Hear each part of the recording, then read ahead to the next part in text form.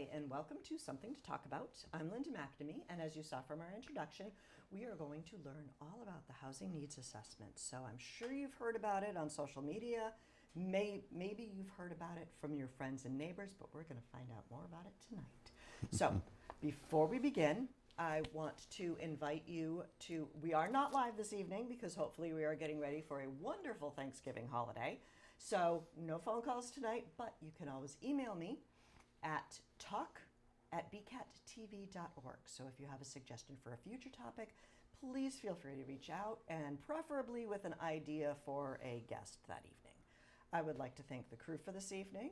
Full house tonight. Chris Flaherty, staff member, making sure that us volunteers behave ourselves and get everything looking good. We have Evan Peckham, Evan McNamee, and Noel Donahue, who have given up their evening to come hang out at BCAT and also learn about housing needs assessment, because someday they might actually be homeowners, I hope. Right now they're in middle school, so it's going to be a while. And last but definitely not least, I want to thank my husband Paul for staying home for Daddy Date Night, even though half of the date night part is here with me. So hope you're having a wonderful evening. Now, housekeeping aside, I would like to introduce my wonderful guests. We have Mike Runyan, who is a select board member. Yes, indeed. And you've always been kind of involved in housing, because before you were on the select board, you had your own show about That's housing. right, I did. I had a little program here called Housing Matters about 10 years ago. But I've also been serving on the Housing Partnership Committee for roughly 25 years now. Wow. Yeah. And next to you is our lovely guest, who is a relatively new planning director for Burlington. That is correct. And your name is Liz Bonventre? Bonventre. Liz Bonventre, Bonventre. Yes. sorry. No problem. It's that little French. I know, right? So I have actually been working with the town for 7 years, so I'm not new to Burlington. I've Okay. been in the planning department, but I am the new planning director as of kind of 2 months maybe in the job. So no, it's been good. I started as the assistant planner, then the senior planner, and now I am the planning director. So I'm excited to kind of keep us moving forward. And now, what do you plan? Do you just plan housing stuff? Do you plan all of urban development?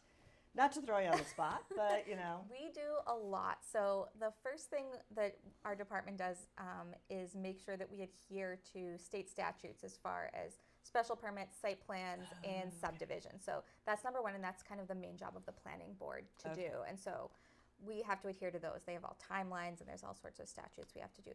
The next thing that we do is kind of long-range planning, and I would consider housing part of that. Okay. We do... Ideally, of course. We talk about transportation planning and land use and infrastructure and all that. And so that's kind of, in a nutshell, what the planning department does. But we kind of, we look at Burlington from, 500 feet above the earth and think about what's going to happen down the line and what we want the town to be, and we try to, get feedback from the community as to what they want to see. I love it. Cool. Yeah. I think that's a great description of the job. Absolutely. Yeah. Well done. And we have it recorded, so anytime somebody asks you what you do, just hit play. So, okay. What was the makeup of the Burlington Housing Partnership Committee? Was that just your... I'm actually relatively new to it, but I feel like this is a question for Oh, me. yep, sure. Like I said, the Housing Partnership Committee has been around for close to 30 years. Okay. It was sort of hastily put together in the early 80s when we got our first 40B proposal came to town, kind of caught us flat-footed. Okay. And we really had no leverage to deal with the developer at that case. So the Housing Partnership Committee was established, and we are an advisory group to the Board of Selectmen. Okay. So what's a 40B community? I know I have that later on, but since you brought it up. 40B is legislation. Okay. It's state legislation that allows developers to bypass local zoning ordinances if that community does not meet a certain threshold of affordable housing as defined by the Commonwealth of Massachusetts. Okay, so we will be talking about affordable housing a little bit later on, but thank you for that explanation. You're welcome. And when I was looking at the report that the Housing Partnership Committee just recently published, it said it was in partnership or with the MAPC, which stands for Metropolitan Area Planning Council. Sure does. What do they do? So the Metropolitan Area Planning Council, they are the regional planning agency for the Boston metro region. So Okay. if we look at Burlington from a bird's eye view as the planning department, they are looking at the entire Boston metro region from a bird's eye view. Is that like within 495 or? Kind of essentially within 495. Okay. And so they are the planning agency that does a regional plan. And they also do a lot for communities in terms of we hire them to be consultants for us. So we partnered with them to help us gather the data, synthesize the data, conduct outreach. And so they were kind of our consultants on the project. Okay. And I'm just guessing here, they would be more involved in like transportation and like the T expansion because they're looking more regionally. So is that something that they would kind of They would oversee? definitely be, they wouldn't oversee it, but they would definitely look at trends and data and recommend things to the powers that be at the state. Okay. So kind of a recommending agency.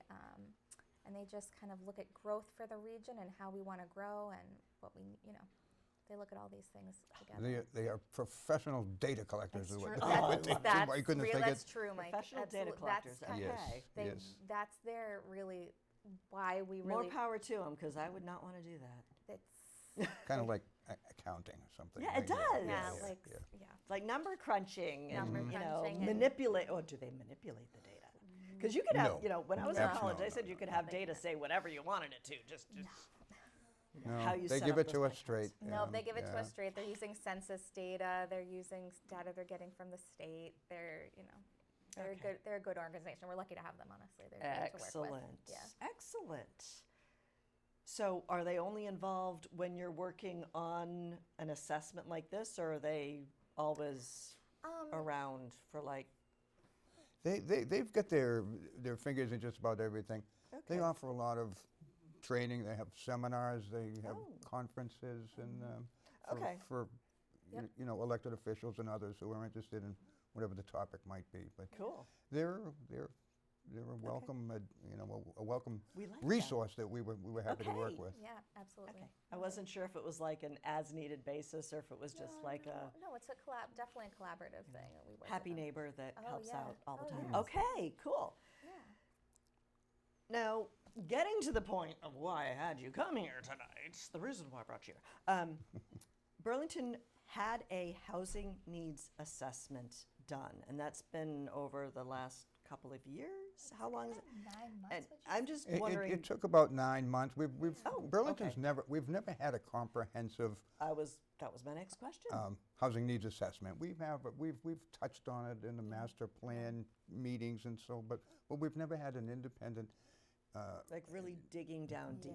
yeah, exactly. drilling deep and really getting to the. We've always been making assumptions here in Burlington as to, what our housing needs are, Okay. and they sort of opened our eyes to what the actual needs are based on. Yeah, I was based reading on it, and data. I'm like, wow, it was really in depth and really comprehensive and. I like to think of it as a baseline. We have this data as Okay. a great baseline to look at. We have all the data now. What do we do in terms of policy? We have it. What do we do? Yeah. And that's kind of why we did it. Why Okay. we asked for money from town meeting, and why we thought it was an important step going forward. Okay. So I will ask you what's next, but later, because I want to find out more about this needs assessment. So, as Mike just mentioned, Burlington had never done this before. Well, why now? Is it because the current housing market is just like out of control, or is it like, Well, we've had these cookie cutter developments over the last 20 years. Yeah. They're all the high-rise style 1 or 2 bedroom apartments and nothing else. right? And we as a committee, the housing committee, felt that, before we entertain another one of these type of developments, why Right. don't we get this assessment done so that when the next proposal comes forward, we can say, we've got a document now that says, you know, yeah, that's nice, but what we really need is this. Okay. And, you know, So whether if that somebody works or comes not, in we and don't, says, I want to build time will an tell. 80-unit apartment complex, and you're like, that would be nice. However, We would Exactly. love to see we you would do love this. to see them do this. Exactly. Now, if I'm foolishly assuming that you've done that in the past, how often would a developer say, okay, I'll consider it, or do they say, no, absolutely not? It depends upon the developer. Developer, It okay. depends upon market conditions, developer. It's Okay. It's all market Because it driven. just seems like All right now market-driven. everybody's building like these ginormous houses, and I know that the report got into that, but I'm just like, so okay, we'll get involved. So you mentioned it took almost a year, so about 9 months. What was involved in creating it? How did you get the questions? How did you know who to ask? Because, you know, depending on who you ask, you're going to get very different answers. absolutely. And, you know, you formed like a committee of like some government people and some organizations and some citizens, or how did it work? So we worked with MAPC, and kind of the first part of the plan was obviously to get the data. What's the hard data? And then we wanted to what we call ground truth it. So does this data really match up with what people in Burlington are experiencing? Does the Okay. data match what's on the ground? But do you know what data you need? So MAPC has done this. Okay. So I this is kind of not missed their that step. first. No, I'm sorry. this is not their first housing needs assessment. Okay. They've done this for many other communities, Okay. and so this is their bread and butter. And so we weren't asking Okay. them to jump over the moon. They know what they're doing. Not and trying that's to why reinvent the not wheel, trying to just- that's why we called them up. And so we had data. That's what they do. Grab that, but then ground truth it. So we, as part of it, we had focus groups. Okay. Where we wanted to make this as independent as possible. So we actually had staff from MAPC interview Burlington residents about their experiences with housing. Okay. And so that's in the report. You'll see a lot of quotes, and you'll see. Yeah, some of those quotes were like, wow. Yeah, it's Okay. so, and that's kind of so. It's not just data. There's also ground truthing. So I think it makes it more Ground truthing, I like that. Yeah, Never it- heard of that before. And we tried to get a good sampling of different Okay. demographics in town. We got a hold seniors, we got a hold of young professionals, people of all different income levels and Okay. so forth. So we wanted to get as diverse group feedback from as many different people in Burlington as we could, and I think we did a pretty good job of that. Oh, great. How big was your data pool? I think in order to Ballpark. keep it within budget, we tried. Oh yeah, that pesky thing called the budget. I think there ended up being about 3 focus groups, and to keep it manageable, we kind of had like 8 to 10 people in Okay. each, just to keep it under budget and Okay. time constraints and all that stuff. So we tried to get a big pool of Okay. different types And a of people. diverse A diverse pool. What a Okay. diverse pool, yeah. Big and different. So Yeah. okay. So what is the Affordable Housing Fund? Read about that, and We have a fund, Affordable Housing Fund, okay. and those funds come from what we call monitoring fees. The town Okay. receives, as a monitoring agent for some of the developments in town, Okay. we receive a fee annually from some of the Okay. developments. We also negotiate development agreements with some of the builders in town, and Okay.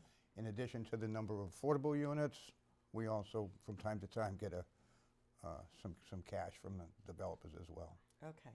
And how is that money earmarked for a particular purpose, or is it just anything housing? Or It has to be relative to housing. okay.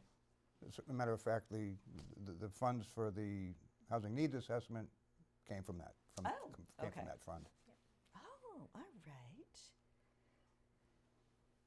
Now, it looked like the study kind of focused on the last 10 years in Burlington. So, how has the population changed in the past 10 years? I think seems like it's grown a lot, but no, it hasn't? Okay. It's remained relatively stable for the last several decades, honestly. Yeah, Families are smaller today. Yeah. You know, right, when I was yep. when I was growing up, Mm-hmm. you know, 5, 6. I'm from a family of 7. You don't see that Yeah. anymore. Very rarely do you see that. That's true. I think when that- I was growing up, I it's think like, there's some okay, data here that says I think it's 2.5 children. Yeah. yeah, how do you per have household. 2.5 children or Right. 1.6 Yeah, yeah. children? I'm like, Right. So, kind of thinking about that, so household sizes are smaller. So, you have more households of smaller sizes. So, with all of the new multifamily development that we've done in town, you know, you have 20 Corporate Drive, you have stuff going on by Wegmans. It hasn't caused a huge increase in population Okay. because households are generally smaller. So, it's kind of strange to think about. interesting. Yeah, exactly.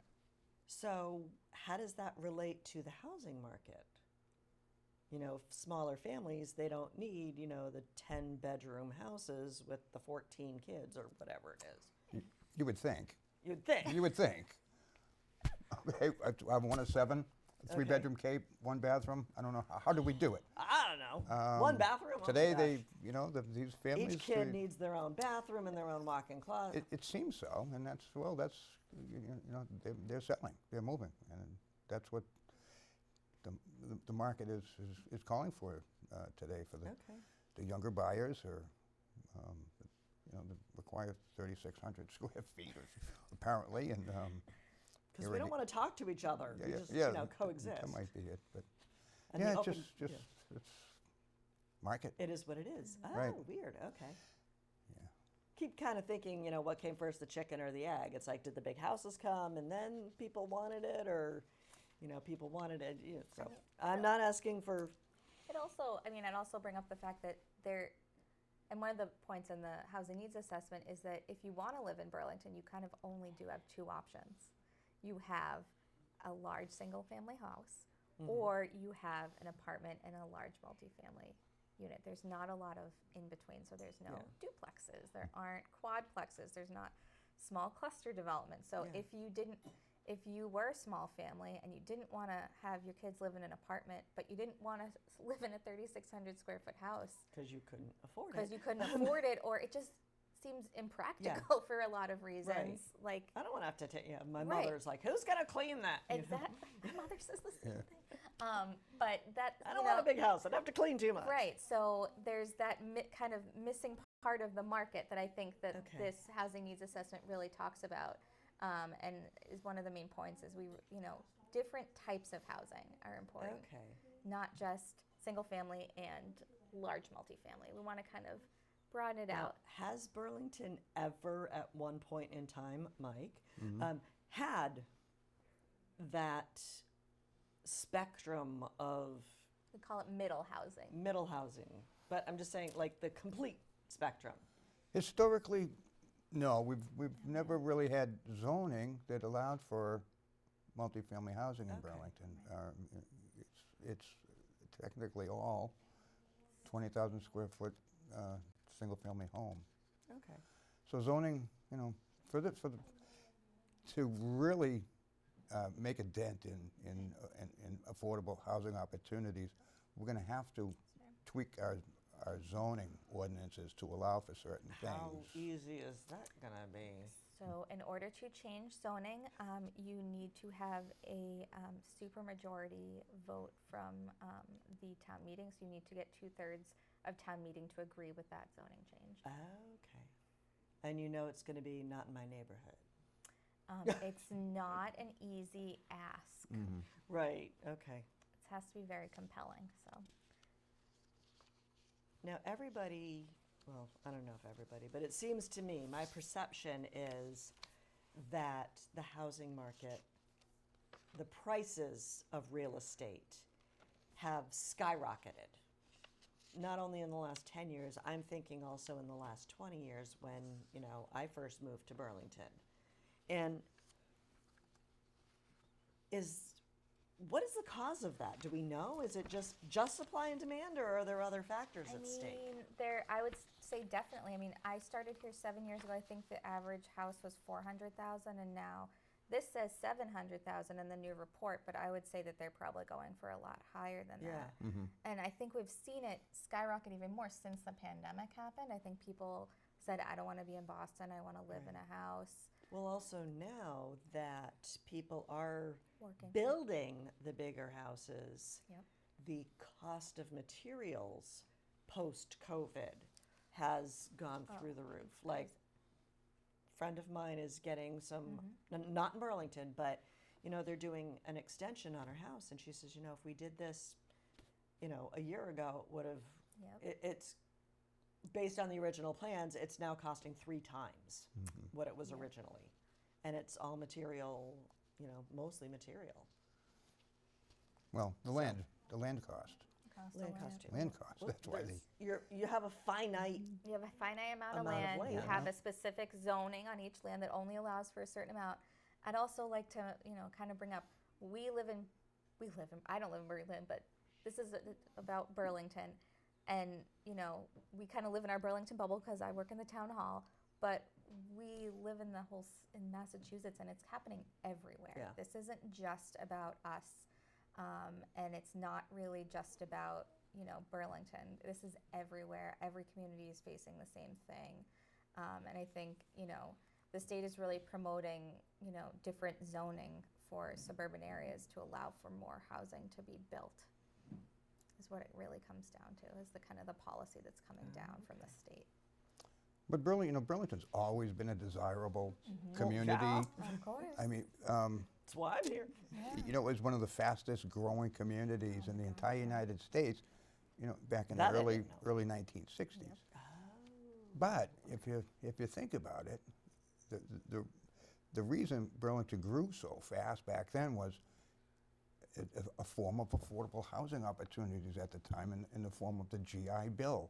Oh, Okay, just about every home in my neighborhood, and I venture to guess throughout Burlington, was purchased through the GI Bill, allowing these young families to get in with little or no money down, and of course, you know, being the out in the capers. suburbs, and Yeah. you know, you get a little yard, you get a little elbow room to move, and so.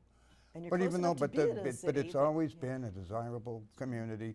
The recreation opportunities we have here in Burlington, the school system in Burlington, conveniently located where we are, 128 Route 3. Yeah. So it's always been a destination for a lot of families for a number of reasons. Now, we talked about no middle housing. We do have the rental units in the big buildings. And then we also have the single families. How do rents compare to mortgages in, you know, for the cost burden type principle? So Because it used to be like it was cheaper to rent, but now some of the rents seem like they're higher than my mortgage. I think that rents, they've gone up a lot, Mike. I don't remember the number, but it's crazy. They're ridiculous, I guess, is the word for it. And so you mentioned cost burdens, and I did want to talk about Yeah. that. When we talk about people who are cost burdens, we're talking about any household who is spending more than 30% of their income on housing. Now, what do mortgage companies let you take out a mortgage if they know what you're? Well, They you want know, the money. here's an interesting Okay. thing. Okay. Okay, so with the average house price, let's use the figures that we have from the surveys, Okay. roughly $700,000. Okay, a home buyer would need to put down approximately $140,000 as a down payment to purchase a house. And here in there's some Burlington. areas, okay, maybe not in Massachusetts, but there are some areas where you could buy a house for that. Exactly, exactly Absolutely. right. Yep. But anyhow, so at these kind of figures, it's not surprising that people are spending that much of their income on housing. And the renters are hit particularly hard. According to our survey, 49% of all the renters in Burlington are cost burdened. That's like half. Yes, that's right, yeah. Almost half of the renters are cost burdened. So that's like, cost burden is what some people, you know, generally refer to as house poor. Yes, exactly right. I mean, that, if you're spending that much money just for housing, How it's do you buy going to food? leave you food, transportation. So if you're talking about our seniors who might be, Medical a lot bills. of prescription drugs Yeah. and medical bills like that, what are they going to do? They're either going to not refill them, or they're going to let them expire, or they're going to use old ones, or you're going to, a lot of the apartments, they're doubling up and tripling up. Yeah, there is Yeah, overcrowding. To help make ends meet, but There are some areas where there is definitely overcrowding because people can't find housing that is affordable to them, and that they value this community, and So come on and live in my living room. it's not ideal. It's not ideal. And, And- it's not just renters either. We do, there are homeowners too. It's Right. estimated that about 29% of all the households in Burlington are cost burden, and that would include even homeowners as well, particularly our seniors. And I think the report also talked about like seniors, they want to stay in their homes, but as they get older, they also have to pay for somebody to shovel their driveway and somebody to mow their lawn. So there's all these extra expenses as well. And you're kind of forced into a corner because you can't really move because, yeah, you could sell your house for a lot of money. Where are you going to go? Where are you going to go? Exactly. But where do you go with that? Exactly. It's like, yeah, I'd love a bigger house. And wow, I could sell my house for, double what I paid. But where do I go? Where do you go, and where is some place you can go that you can age in place? We don't have very many kind of condo. Like if you wanted to sell your house and buy a condo, there are very few options in Burlington for single level living condos. Yeah. Is another issue. And so again, that middle housing, Okay. right? So we talk now. Talking about affordable housing, I think was it the report that said 1 in 5 homes are considered affordable? Was I reading And that right? she, And I'm just she's wondering. referring to the 13%, the threshold for 40B. Okay. Oh, okay. So I'm glad you know what I'm talking about. so So, so under the 40B Okay. guidelines, so Massachusetts state I don't law mean to be bouncing 40B. around. No, it's fine. I don't know what I'm talking So, about. so people hear 40B. It's called a comprehensive permit. It's kind of people are afraid of it. It does if you are under the 10% of your household of your housing must be affordable according to the state. So we are at Okay. 13%. So we do have, according to the state, we have 13% of our households of our housing units are affordable. It's misleading. Because Okay. under a 40B comprehensive permit, I think it's only do 25% of the units need to be affordable, right? 20 to 25. 20 to 25 need to be Okay. affordable, but the entire complex gets to be counted as affordable units, even though only 25% of those units actually are affordable. Wow. So it's kind of a weird loophole. Yeah. So so according to the state, we meet the 10% threshold. We are above, a developer couldn't come in and put a huge complex anywhere they wanted because we meet the state criteria. But as far as what that really means for on the ground, there aren't actually 10% of our housing units are not affordable, not Yeah. deed restricted affordable. And how do we define affordable? So we look at the area median income. So the Okay. area median income in the Boston, Newton metropolitan area, Okay. this is all HUD, getting Okay. really technical and boring, Yeah. is I think it's like it's $120,000 Okay. is the area median income. Okay. So using that, you kind of take Boom. your income levels that way. Okay. So, So I think what you were asking me, you had a number of 1,900 or something like that. According to DHCD, Yeah. Burlington has 1,900 designated affordable units Yeah, here okay. in Burlington. But that's what Liz was trying to say, that number is Not technically, really accurate. it's really about half of that. it's like 5%. Oh wow. We're really only at 5% because we get 75% credit of units that are actually market rate units, but they're Okay. counted as Right. affordable. Okay. Very confused. Is this? It's the number It crunch. is a numbers thing. I also definitely want to talk about what affordable means, because Yeah. I think that people hear affordable housing and And I'm you- still the seeing, like- the image of it is not good usually, but what it actually means in terms of numbers.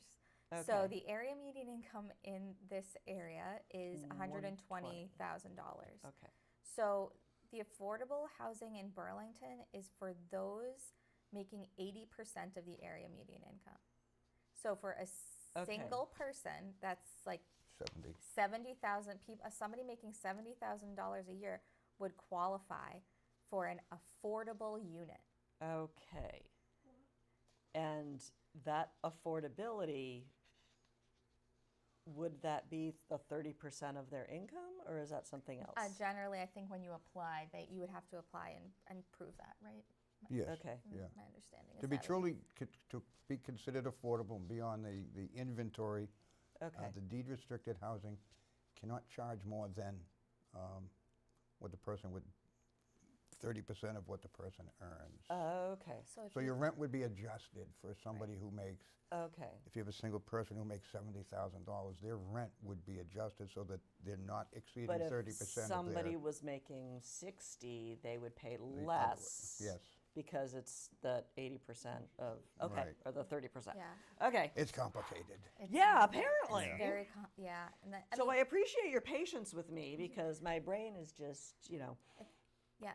To add on to that, Okay. so it's by household size. So a single person, 70,000. For a family of 4, if you're making $100,000, you can qualify for an affordable unit. So when we think low income, it's teachers, firefighters. Yeah, I'm also people, thinking, people like that, really normal people can, Yeah. because the housing like those costs are essential workers essential that we just workers. had. We have so many people working at. Think about everybody working at Leahy. They're not all doctors. They're all support staff, and they could never afford. You know what I mean? They So could never- basically somebody making minimum wage of, what is it, like $14, $15 an hour would only make $40,000 a year. So right then and there, you're really up a tree without a paddle because there's no place you could live unless you got a second job. You know, it's really vital to our economic development here in Burlington that we, when someone's thinking of moving their company, they look at a number of factors. Okay. And housing's one of them. If their people can't afford to live in this area, they're going to locate their company somewhere else. Because they're where not they about to pay their can, staff right? We heard it we were at a conference recently. We had someone from Leahy Hospital talking about it very frustrating for them when they bring in these, what do they call them, interns and so forth, that Okay. then they train in the hospital and everything else Right. like that. And when they're done, when their internship is complete, most of them are fleeing the area. They're going to other parts of the country where housing is Right. more affordable. And so that's just one example of Okay. why it's important to have a good mix of housing in your community. So how do we go about doing that? How do we, and I'm not saying it's going to happen overnight because I realize it's not going to happen overnight. It'll probably take another 40 years, hopefully not. But what are the next steps? We have a great report here, lots of data, lots of information of this is what we need. Now what? It's going to come down to zoning. zoning. It's going to, the people of Burlington are going to, have to, be amenable to some Okay. sort of zoning changes. Now, one of the easiest things we can do is be a little more flexible with our, what we call ADUs or accessory dwelling units or in-law What's- apartments, okay. whatever term you want to use. Liz can probably tell you what the Yeah, I current, heard what that the they're current really- rule here in Burlington is. It's kind of Hearsay is archaic. that's really hard to get permission to do like an in-law. I've never tried, but So correct me if I'm wrong, Mike. I've heard that there's something to do with if your house was built before a certain year, you're allowed to, but if it was built after a certain year, you can't. It doesn't make a lot of sense. Right, yeah, it's, and then the in-law can only be a certain percentage size, like a third or something. there's a lot of rules and regulations regarding in-laws, and I think that's why people find it, you know what, they get frustrated and Yeah. they say, you know, this Not is worth it. just not Yeah, going to work it's for me. not. Or what you get are a lot of in-law apartments that are built below the radar. Right. I've seen them numerous times during my Right. 32 years with the Burlington Fire I was Department. about to I'm say, in yeah. hundreds and hundreds of homes each year, and we see them constantly. Yeah. People converting their basements to, to house Right. family members or something, and they're putting in these little hot plates or small stoves and things. What and could things that- possibly go wrong? Yeah. Exactly, with no way out and Yeah. a bulkhead or something to get themselves out of there. But addressing that alone, I think, would go a long way. One of the, I think that would be an easier Right. first step than Oh, definitely. Yeah. Oh, nothing's going to be allowing easy. No. So allowing I for get that. multifamily homes Right. in residential area. I mean, in doing this report, our consultants asked, how many in-law apartments do you have? I said to them, I don't really have that data. I can't tell you because we have so many people who are just saying, I really want my mom and dad to live here, but where am I gonna? They can, it's Yeah. people, Because a lot of the split levels just kind of lend themselves to that option. So why not? And I'm not endorsing. I'm not endorsing. I'm just. Did we talk about subsidized housing? in terms of capital A, Well, yeah, let's talk about affordable capital A versus lowercase a. sure. Because So I know that's somewhere on here, So but I have s- 3 pages of questions. So subsidized housing, also known as capital A affordable housing. Affordable housing. Okay. Affordable housing, official, is housing that is deed restricted and or subsidized through a program like Section 8, a voucher program. But it is a deed restriction, meaning that this unit is for low-income individuals at a certain threshold. Okay. There's also what's talked about in the report, which is naturally occurring affordable housing, which is housing that is, older, somewhat less desirable, but also fills a need in a community Right. for people who are of different income levels to be able to live there. And so So would that be like your starter home? your or- starter home or maybe your apartment complex that's kind of been around a while, these Okay. things, just, Not the luxury. It's just the basics. Not a luxury apartment complex, So and I do not need granite countertops, and I don't need double sinks. I just, I just need a roof over, over my head and, Exactly. clean indoor Exactly. running water. Right. Yeah. Okay. Exactly. So we'd have to get creative to Yeah. introduce that type of housing here in Burlington. There'd have to be some incentive for a builder to come in and build that type of housing Yeah. that people can afford. So how do you do that? I mean, that's a real slippery slope. How are we going to do that? Yeah. Unless perhaps maybe there's some municipal property that, Right. we 'Cause would it's work out a cheaper. public-private agreement or something like that. So we really don't have the answers. Right. We have some ideas, Right. starting with zoning and a few other things, but we're still Yeah, because working I'm at just it. thinking, the layperson's view of everything is somebody wants to put a house on the market. They talk to their real estate agent. The real estate agent tells their developer friend, and the developer friend comes in, buys the house, knocks it down, builds a huge house, and then both the developer and the real estate agent get Of course. the bigger fees. So, it all comes down to money and, how you Yeah. get more. Well, I don't want to demonize anybody in the I industry, know, don't get but- me wrong. But another thing we've been thinking, is there a way, how could we maybe get that little 3-bedroom ranch house, Yeah. put a little bit of money into it, make it to move in condition, and then offer it to, perhaps a first-time home buyer or somebody Yeah. looking for something like that before it gets knocked over and turned into Right. a brand new Big 3,600 square foot. Yeah, and Yeah. it's 3,000, 4,000 square foot. It's also something kind of we hear about a lot in the planning world. Is a lot of people say, well, how can you allow them? How can the planning board allow them to do all these tear downs in my neighborhood? And I don't like the new big houses. I mean, it's the free market. Yeah.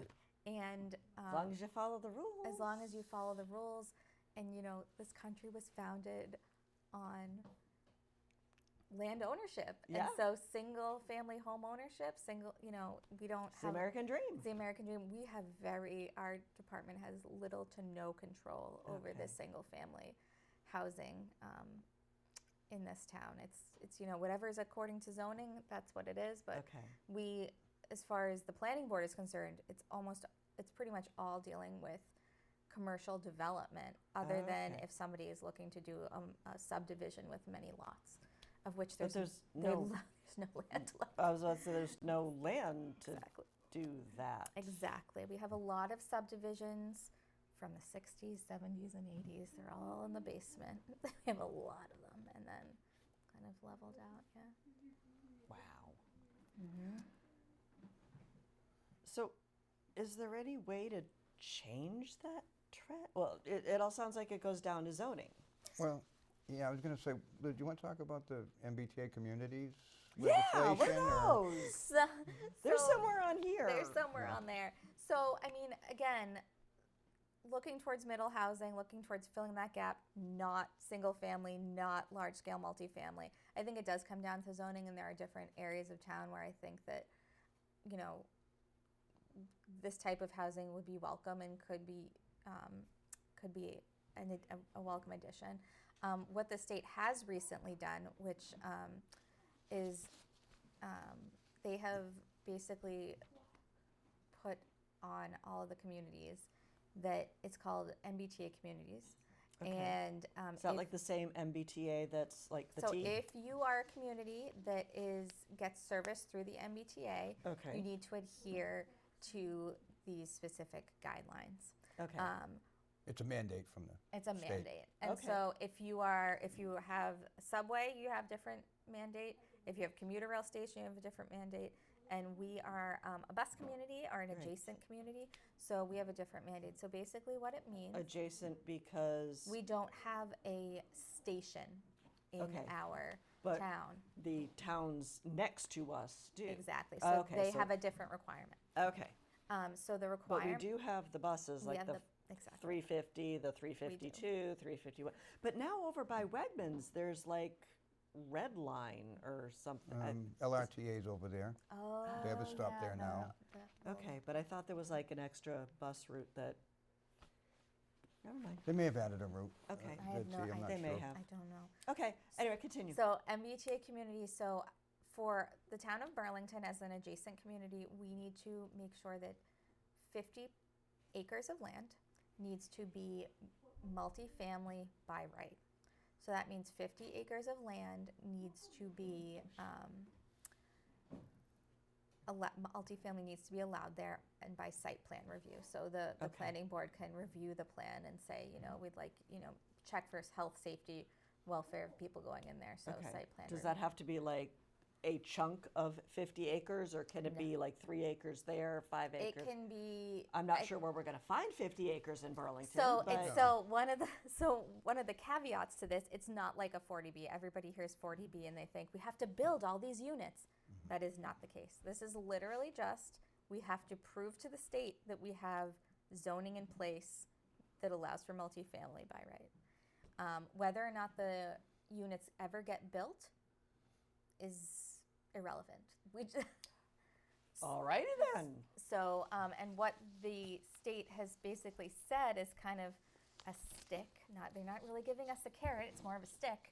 Is if lack of compliance stops us from receiving certain grant funding opportunities. Okay.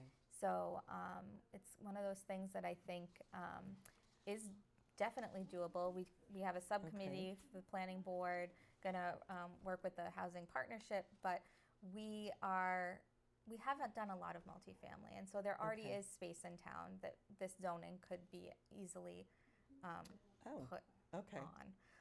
And so we're looking at all of that and looking at different areas of the town. There's also areas that could use redevelopment, so it's just, that's kind of the gist. Now, is this MBTA, what is it called? MBTA Communities.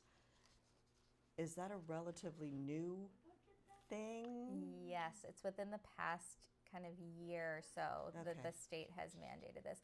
And the reason for it is, not to punish Burlington, not to punish towns. It's really economics. I think the Baker administration has been looking at the economic forecast. We are a state with top 5 in the country for outward migration. So people leaving the state. And it's because it's not affordable. Because it's not affordable. And so the people that are leaving, are professional people who are making a good income, that you don't want them leaving your state. Right.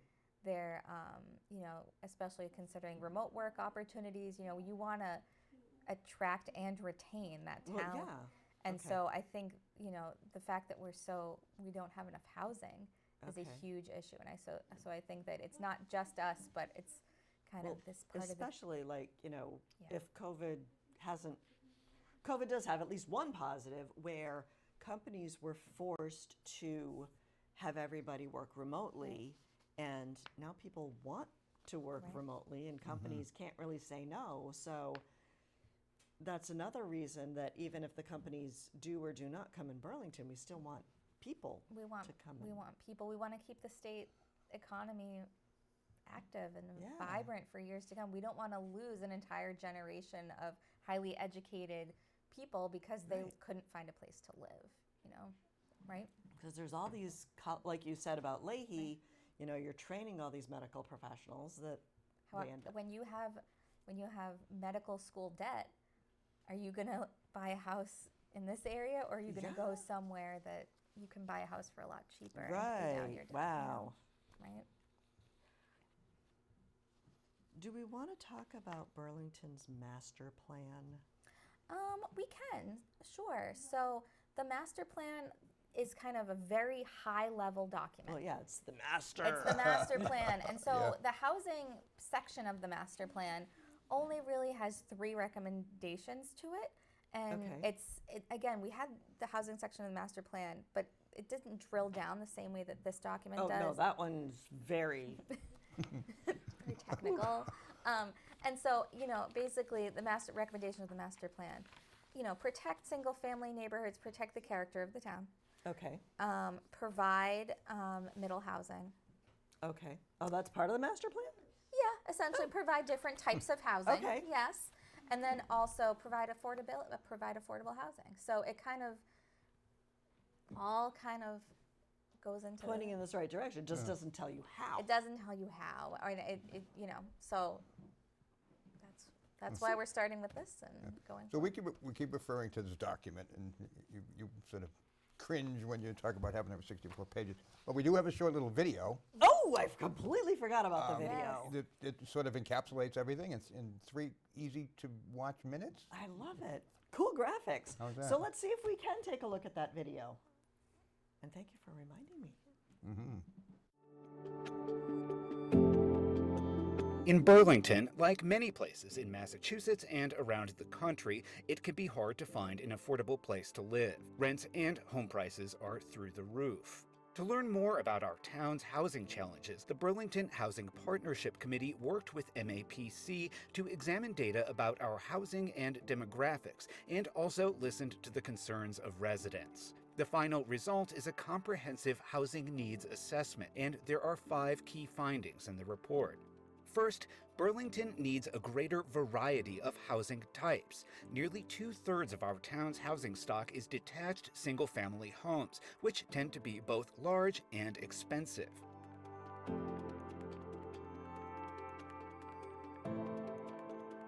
Smaller homes like townhouses, duplexes, and small multifamily buildings designed to blend into the town's existing character would make homeownership possible for young professionals, small households, and seniors looking to downsize. Since single-family homes make up most of Burlington's current housing stock, it's very difficult to buy a home in town. Today, someone would need nearly $140,000 in savings just for the down payment. And with rents through the roof as well, saving this much money is virtually impossible for many young families. By creating more housing options and expanding homeownership in Burlington, we can also become a more inclusive and equitable community, which is something that many of the residents in our focus groups and online survey told us is very important to them.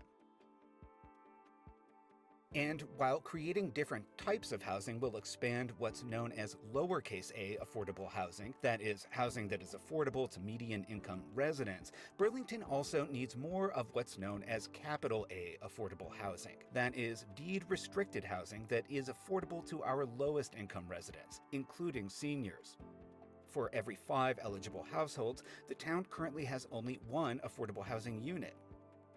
Without more housing options and capital A affordable housing, the Burlington community could change dramatically in the coming years. We could lose our seniors, our teachers, essential workers, and all the people who make our town vibrant and diverse.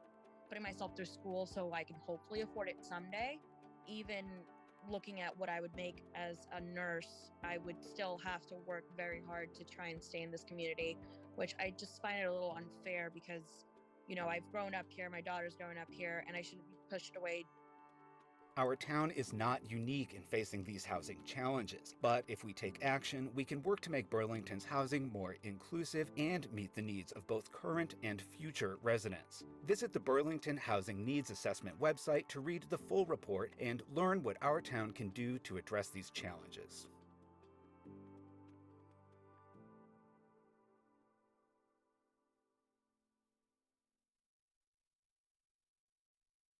There you go. It was, In a nutshell. yeah, that's what we've been talking about. Yeah, exactly. And you guys have made a lot of sense. The video makes a lot of sense. But it all comes down to how.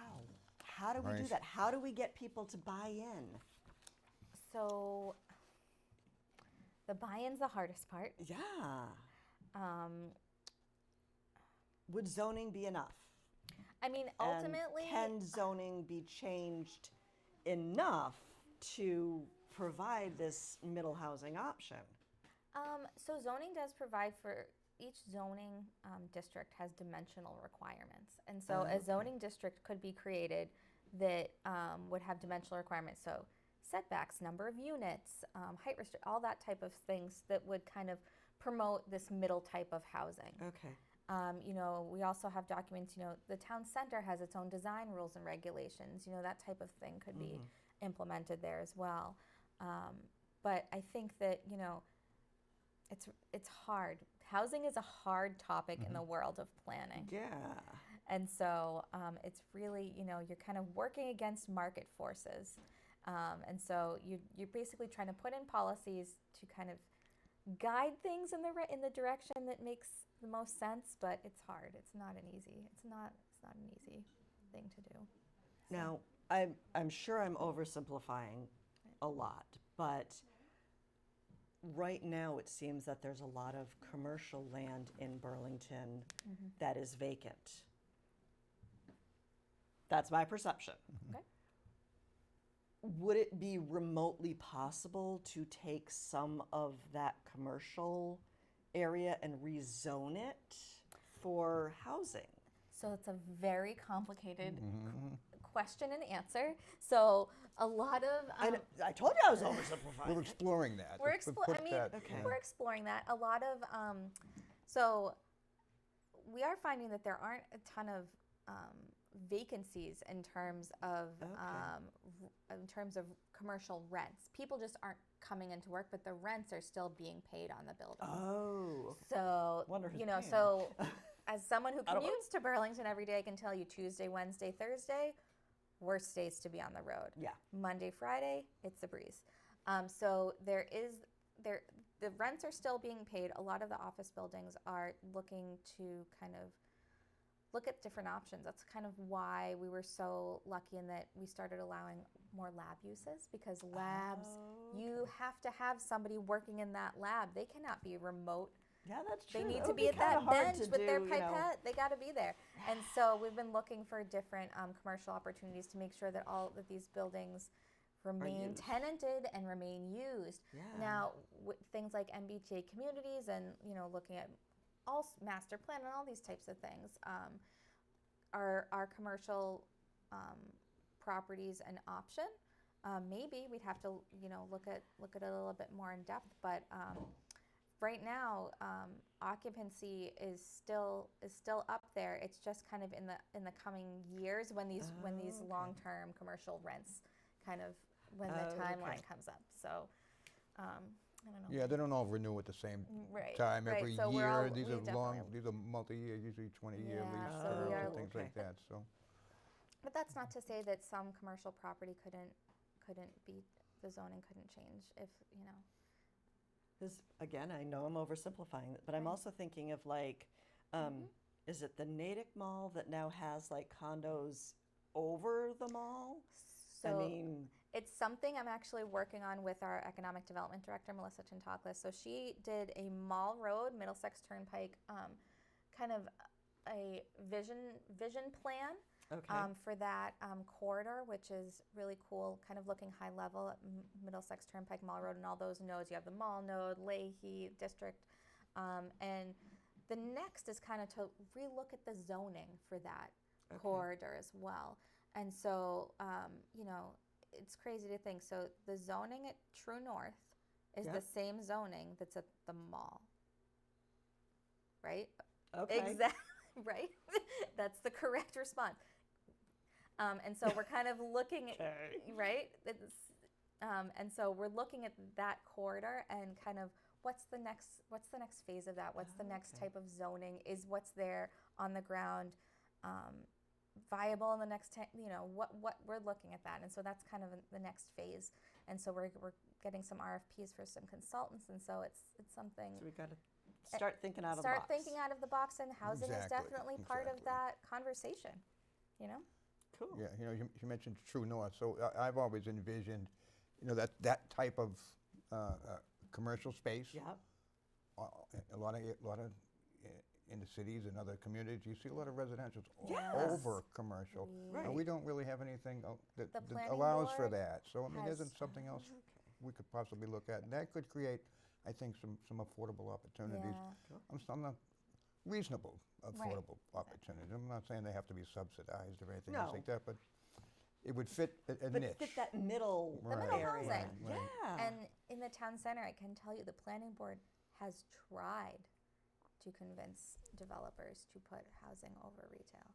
It's not an They easy. just don't want to do that. It's not an easy feat, but it's always they've always asked for it. It's allowed in the zoning. We've tried. Okay. So But you know what? We're out of time. Oh. I know. So thank you both for coming and making all that techno data make sense and a little more palatable. Thank you for the video. And I'm looking forward to the next chapter, like the sequel to the report, sequel to the assessment. So thank you very much. And I You're also welcome. want to thank everyone at home for tuning in this evening. I hope you are starting to think about housing needs in Burlington and what we as a community can do to create a better world for everyone. So thank you for tuning in. Have a wonderful evening. Good night, and I'll see you around town.